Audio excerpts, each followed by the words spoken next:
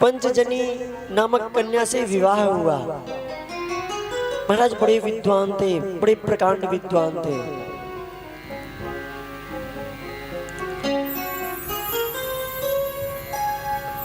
महाराज ऋषभदेव जी महाराज के जो भरत जी महाराज पुत्र थे, वो जाकर के जंगल में जाकर के तपस्या करने लग गए, भगवान का नाम जप करने लग गए। नाम जप करते करते इतनी तपस्या में लीन हो गए महाराज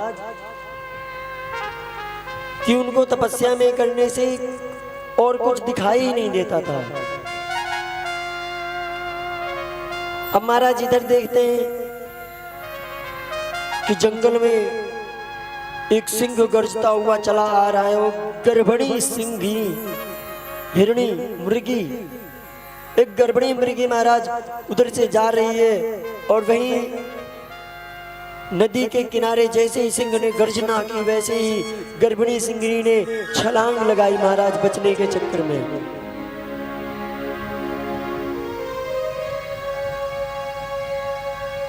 तो महाराज जो वो गर्भणी हिरणी थी, तो उस हिरणी का जो गर्भ था वो महाराज वहीं रह गया और उसकी गर्भणी सिंही के प्राणांत हो गए। गोविंदाय नमो नमः। अब महाराज भरत जी महाराज ने देखा, अरे इतना छोटा बालक है। देखिए छोटा सा शिशु हो ना, किसी भी चीज का बच्चा हो, छोटा बिल्ली का हो अथवा तोते का हो अथवा चिड़िया का हो अथवा मनुष्य का ही हो, कितना प्यारा, कितना क्यूट, कितना सुंदर लगता है। ऐसा लगता है लाओ थोड़ा सा गोदी में दे दो, इसे हम भी खिला लेते हैं। तो भरत जी महाराज उस हिरणी के बच्चे के ऊपर मोहित हो गए। अब महाराज उनको चिंता लगी, इसको क्या खिलाऊं क्या पिलाऊं, दूध पिएगा घास खाएगा। महाराज जो 24 घंटे तपस्या करते थे, दिन रात तपस्या करते थे, अब महाराज उनको तपस्या के लिए टाइम ही नहीं है। माया मोह निरासस्य, क्योंकि माया में लिपट गए ना।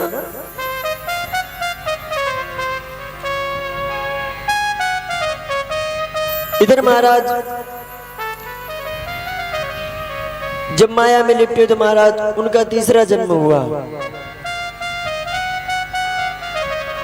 उसी हिरण के बच्चे के मुंह में ना जाने एक दिन कहां वो बच्चा चला गया। अब भरत जी महाराज सोच रहे ना जाने कहां गया होगा, कोई पशु उसे खा ना जाए, कहीं गुम ना जाए, कहीं नदी सरोवर में गिर ना जाए। उसी की चिंतन में चिंता करते करते कहते हैं अंते मति सो गति। जैसे अंत में आपकी मति होती है वैसे ही भगवान गति प्राप्त करते हैं। इसलिए मैंने आपको कहा था कि भगवान का चिंतन, भगवान का भजन करते रहा करो। बोलिए वृंदावन बिहारी लाल की जय हो।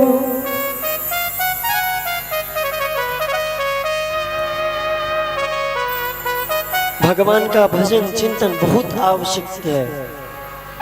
जिस प्रकार से हम इस संसार में रहने के लिए कर्म करना जरूरी है, इसीलिए भगवान के पास जाने के लिए भजन करना बहुत जरूरी है।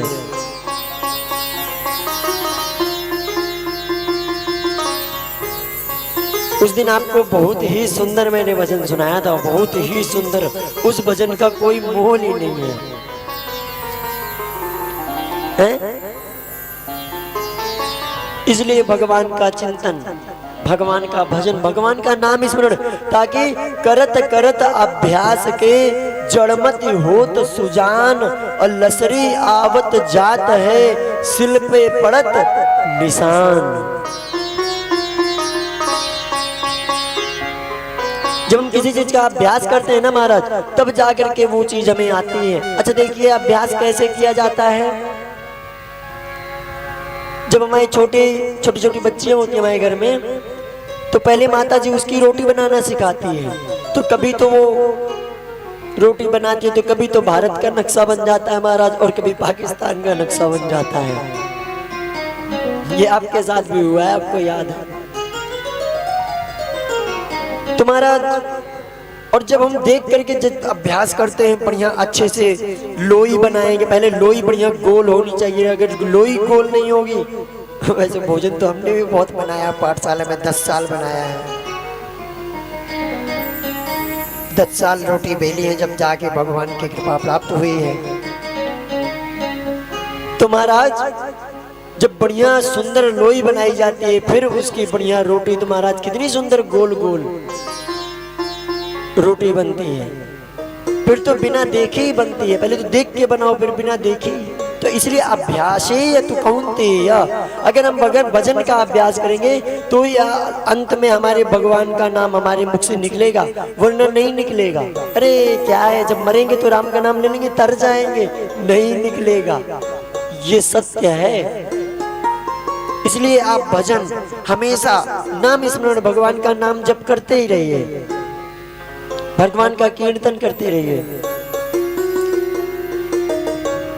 हैं? तो कहा गया है कि न खाने की, न पीने की, न मरने की, न जीने की, रहे हर श्वास में भगवान के प्रिय नाम की चिंता है। खाने पीने को तो मिलेगी भाई, भगवान ने भेजा है तो टेंशन उसे होनी चाहिए, हमें क्या चिंता करनी है। तो इसलिए भगवान का भजन कीर्तन ज्यादा से ज्यादा मात्रा में करना चाहिए जब जीवित रहने के लिए। अच्छा ये बताइए, जब कोई व्यक्ति जिम जाता है तो कितना खाता है, इसी प्रकार से अपने आप को हष्ट पुष्ट कीजिए भजन करके। जरा भरत जी महाराज का जब तीसरा जन्म हुआ है महाराज, तो उनका एक ब्राह्मण के घर में जन्म हुआ है।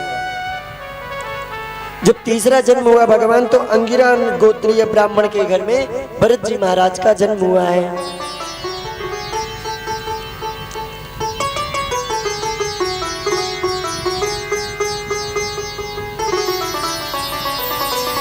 अब महाराज भगवान को पता चल गया था भरत जी महाराज को, अगर मैं ज्यादा विद्वान बनूंगा तो फिर तपस्या, माला, भजन कीर्तन इसी में लग जाऊंगा। इस बार मैं ऐसा करता हूं, बिल्कुल मूर्ख बन जाऊंगा। कई भाई भी थे, जय हो, बोलिए कृष्ण कन्हैया लाल की।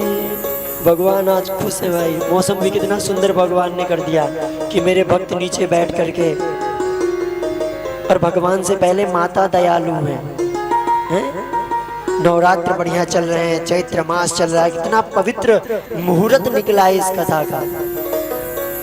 शुक्ल पक्ष, और शुक्ल पक्ष में भगवान श्री राम जी ने जन्म भी लिया था, तो शुक्ल पक्ष चल रहा है। और कितना कहते हैं कि शुक्ल पक्ष से ही हमारा हिंदू नववर्ष आरंभ होता है। तो बड़ा ही कोई भगवान के ये कोई संजोग है, कोई हमारे सोनी जी के पितरों की इतना कोई बहुत ही आशीर्वाद है इनके ऊपर, जो इतना सुंदर मुहूर्त निकला है। तो महाराज जाकर के भरत जी महाराज लेटे रहते हैं, बोले पिताजी उनके पढ़ाते हैं अंगिरा ऋषि कि बोलो गायत्री मंत्र बोलो। बोले नहीं, गायत्री मंत्र उल्टा सुना देते हैं, अगर मैं गायत्री मंत्र का उच्चारण करूंगा तो कहेंगे व्याह पद्धति पढ़ लो, नित्य कर्म पढ़ लो, दुर्गा सप्तशती पढ़ लो, फिर मुझे पढ़ना पड़ेगा। तो महाराज इस बार बिल्कुल मूर्ख बन के रहते हैं, पागलों जैसे रहते हैं, कोई कुछ बोले ना। अब इनके भैया थे महाराज, भैया की तो शादी हो गई, भाभी जी आ गई। भाभी जी देखती हैं पूरे दिन पड़े रहते हैं, खूब खाते पीते हैं, और जो बड़े भैया हैं वो तो बिल्कुल हड्डी हैं, खूब काजू कतली चकाचक रसमलाई पाते हैं, फिर भी नहीं मोटे होते। तो भरत जी महाराज, जड़ भरत जी जो हैं, जो महाराज खूब हष्ट पुष्ट हैं, तो कहती हैं कि अरे देखो आपका छोटा भाई कैसे लेटा रहता है, पूरे दिन कहीं जाता ही नहीं, काम का ना काज का, दुश्मन अनाज का। तो भैया ने आके कहा जाओ जड़ भरत, तुम जाकर के खेतों की रखवाली करो, कम से कम कुछ काम तो किया करो, खा लेते हो पड़े रहते हो।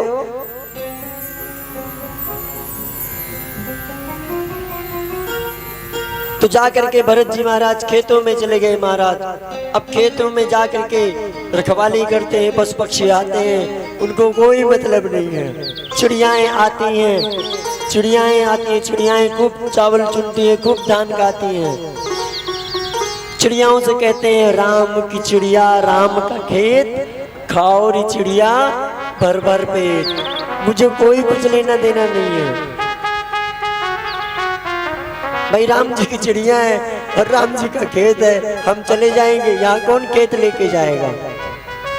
तो हे राम की चिड़िया, राम का खेत, खाओ चिड़िया भर भर पेट। चिड़िया कितना खाती है? मुश्किल से मुश्किल 10 ग्राम 50 ग्राम। तो महाराज भैया आए और बोले जाओ जड़ भरत यहाँ से, तुम खेत की भी रखवाली नहीं कर सकते, चले जाओ यहाँ से। अब महाराज जड़ भरत जी महाराज जंगल में जाकर के बैठे हुए हैं। उधरी से महाराज ऋषभदेव जी महाराज जो थे, तो सिंधु शवेर नामक एक राज्य के राजा थे, उनका नाम था रहुगण। रहुगण जी जो थे वो नित्य प्रति कपिल जी महाराज के पास में सत्संग करने के लिए जाते थे। जब सत्संग करने के लिए जाते थे तो पहले की क्या होती थी, राजा महाराजा पालकियों में जाते थे। पहले पालकियां हुआ करती थी, किसी की शादी विवाह भी होती थी तो पालकी में विदा किया जाता था कन्याओं को। अब महाराज क्या हुआ कि पालकी उठाने के लिए 4 कारों की आवश्यकता होती है, 4 लोगों की। एक उनका महाराज पहरेदार बीमार हो गया। अब जलभरत जी महाराज बैठे थे, अच्छे हष्ट पुष्ट मोटे ताजे, बोले अरे ये बढ़िया है, ये बढ़िया पालकी उठाएगा, इसको ले चलो। अब महाराज जैसे जलभरत जी महाराज को कहा है कि चलो, बोले चलो, कोई आनंद नहीं, भगवान का भजन करेंगे। तो महाराज पालकी उठाने के लिए ले गए। तो जलभरत जी अच्छे तगड़े हष्ट पुष्ट मोटे ताजे, लंबाई में खूब। अब 3 तो महाराज वो छोटे छोटे, एक ये बड़े। अब इन्होंने उठाया तो पूरा पालकी का सिस्टम ही बिगड़ गया महाराज। तो भरत जी जैसे चलते हैं, बोले ये कौन है? बोले महाराज इसकी तबीयत खराब है, बीमार है बेचारा, कुछ खाता पीता नहीं, कितना पतला है। रहुगण बेइज्जती करने लग गया, निंदा करने लग गया जलभरत जी की। अब जैसे कोई चींटी मकोड़ी आई तो महाराज वो साधु हैं, संत हैं, ज्ञानी तो बहुत हैं, परंतु मूर्ख बन के रहना चाहते हैं। तो जैसे कोई चींटी वगैरह आती है तो जलभरत जी महाराज उछल जाते हैं। साधु का यही सम्मान होता है, यही ज्ञान होता है कि साधु चले भुइया भुइया, चिटिया बचाए के, साधु चले भुइया भुइया। साधु जब चलते हैं तो चिटिया को बचाते हुए चलते हैं महाराज, कहीं हमसे कोई पाप ना हो जाए। साधु चले भुइया भुइया, चिटिया बचाए के। तो महाराज रहुगण जी कहते हैं कि देखो कितना पागल है, इसको कितना दुबला पतला है, बढ़िया मोटा ताजा, लेकिन व्यंग मार रहे हैं, शब्दों के व्यंग, कटाक्ष। अब जलभरत जी महाराज कहते हैं, रहुगण कहता है कि मैं तेरी चिकित्सा कर दूंगा, मैं तुझे ये कर दूंगा, सही से चलो। जैसे ही ऐसे सुंदर वार्तालाप किए, ऐसे सुंदर वचन बोले, रहुगण तो पालकी से देखने लगा महाराज। जैसे ही रहुगण ने पालकी से देखा, बढ़िया सुंदर मोटा यज्ञोपवीत धारण किए हुए जलभरत जी महाराज खड़े हुए हैं।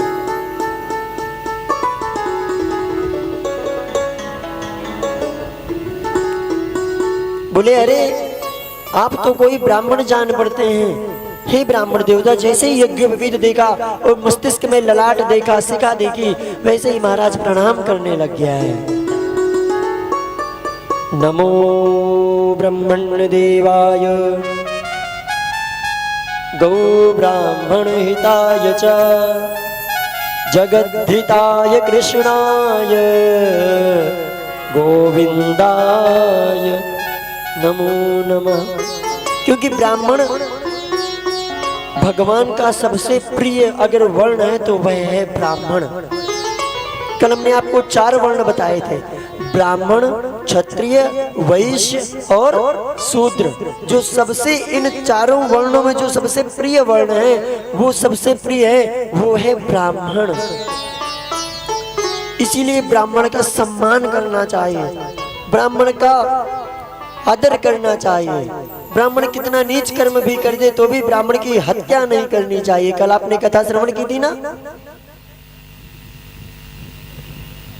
अश्वत्थामा कौन था? अश्वत्थामा ब्राह्मण था और गुरु था, गुरु का पुत्र था। द्रौपदी के जब 5 पुत्रों के सिर काट के लाए थे अश्वत्थामा, तो उनकी हत्या नहीं की थी। गुरु जीव तो कहा गया महाराज कि ब्राह्मण की हत्या नहीं करनी चाहिए।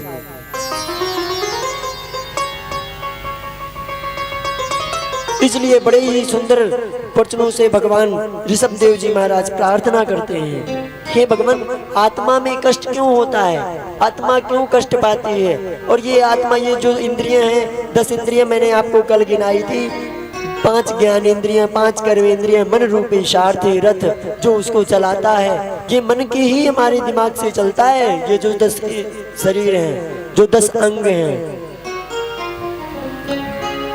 तो महाराज रघुगण कहता है कि आत्मा को कष्ट होता है। बोले आत्मा को कोई कष्ट नहीं होता है, चिकित्सा कर दूंगा। किसकी चिकित्सा कर दोगे रघुगण?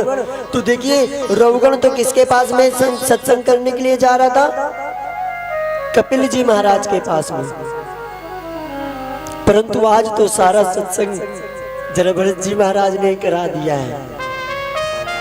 बोलिए जय श्री राधे। जय श्री नैनम छिन्दन्ति शस्त्राणि नैनम दहति पावका। अरे रघुगण, तुम बातें तो बड़ी विद्वानों जैसी करते हो, बड़ी अच्छी बातें करते हो, लेकिन हो तुम मूर्ख। किसकी चिकित्सा कर दोगे? कौन आत्मा दुख पाती है? बोले आत्मा ना तो कोई काट सकता है, ना मार सकता है, ना कोई जला सकता है।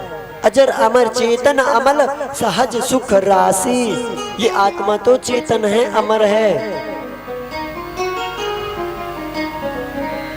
इसलिए बड़ा ही सुंदर उपदेश देते हैं, नैनम छिन्दन्ति शस्त्राणि नैनम दहति पावका न च क्रेतयत्यन्त्यापो न शोषयति मारुतः। ना इसको अग्नि जला सकती है, ना अस्त्र शस्त्र इसे काट सकते हैं, और ना ही कोई बाणों के द्वारा इसे महाराज छेद सकता है। बड़ा सुंदर उपदेश जड़भरत जी महाराज ने राजा रघुगण को दिया। जो सत्संग रोज कपिल जी महाराज के पास में करने जाते थे, आज संपूर्ण सत्संग का लाभ, परमात्मा का ज्ञान आज श्री जड़भरत जी महाराज ने रघुगण को सुनाया है।